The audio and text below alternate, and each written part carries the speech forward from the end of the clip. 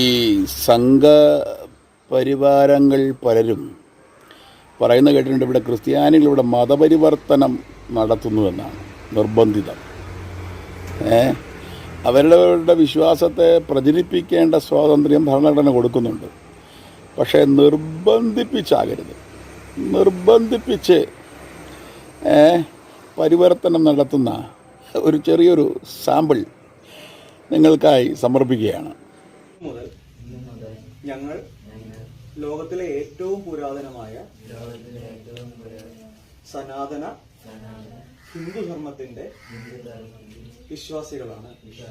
കേരളത്തിന്റെ കുലദേവതയായ ഭദ്രകാളി അമ്മയെയും കേരളത്തിന്റെ ശ്രദ്ധാമൂർത്തിയായ ധർമ്മശാസ്ത്രാവിനെയും സാക്ഷി നിർത്തി പ്രതിജ്ഞ ചെയ്യുന്നു. അമ്മേ നാരായണ, ദേവി നാരായണ, ലക്ഷ്മി നാരായണ, ഭദ്രേ നാരായണ, സ്വാമിയെ ശരണമയ്യപ്പ, സ്വാമിയെ ശരണമയ്യപ്പ.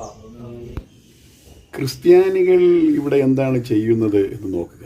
അവനവൻ്റെ വിശ്വാസത്തെ പ്രചരിപ്പിക്കുന്നു.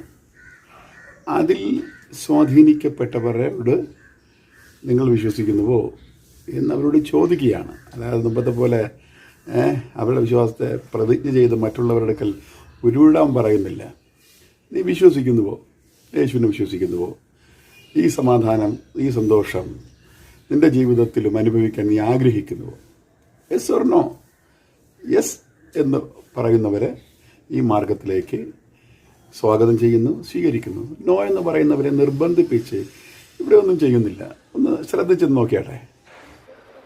അവൻ നമുക്കായി മരിച്ചടക്കപ്പെട്ട് മൂന്നാം നാൾ ഉയർത്തെഴുന്നേറ്റ് ഇന്ന് പിതാവിൻ്റെ മഹിമയുടെ വലത്തുഭാഗത്ത് മധ്യസ്ഥ അണയ്ക്കുമ്പോൾ കാലവിളംബവന്യെ തനിക്കായി കാത്തിരിക്കുന്ന കാന്തയെ തീർക്കാൻ ഇഹലോകത്തിലേക്ക് അവൻ വീണ്ടും കടന്നു വരാൻ പോകുന്നുവെന്നും അവിടുന്ന് എൻ്റെ പാപത്തിൻ്റെ പരിഹാരത്തിനായി മരിച്ചുവെന്നും പ്രിയപ്പെട്ട വീര്യം വിശ്വസിക്കുന്നുവോ? വിശ്വസിക്കുന്നവരെ സ്നാനമേൽപ്പിക്കുവാനുള്ള അവിടുത്തെ കൽപ്പന പരിഗണിച്ചു.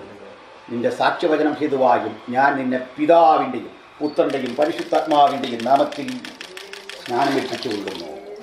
മരണപര്യന്തം വിശ്വസ്തനായിരിക്കാം, എന്നാൽ അവൻ നിനക്ക് ജീവകിരീടം നൽകും. തകർക്കുന്ന രാജരാജൻ സൈന്യത്തിന്റെ മുൻപിലായി തകർക്കുന്ന രാജരാജ